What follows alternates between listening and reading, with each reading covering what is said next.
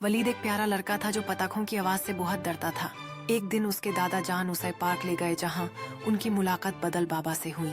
बदल बाबा ने वलीद को समझाया, पतंगों की आवाज को शेर की दहाड़ समझो और सोचो तुम एक मजबूत शेर हो। उन्होंने कहा, जब भी आवाज सुनो गहरी सांस लो और बोलो, मैं बहुत मजबूत हूँ। अगली दफा जब वलीद ने पतंगों की आवाज सुनी, उसने ये एक्सरसाइज की और अपने दार को जीत लिया। अब वलीद मजबूत और हिम्मत वाला बच्चा बन गया।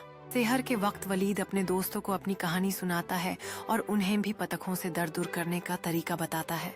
वलीद के दोस्तों ने उसकी बताई हुई बातें सुनकर हिम्मत हासिल की और उन्होंने भी अपने डर का सामना करना शुरू कर दिया।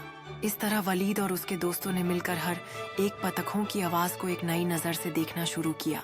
अब वलीद को पता था कि डर सिर्फ एक एहसास है और उसने ये सीखा कि असली हिम्मत तो डर का सामना करने में ही छुपी होती है। वलीद और उसके दोस्तों ने हर नए जश्न पर मिलकर पतंगों से डर का जड़ू तोड़ दिया।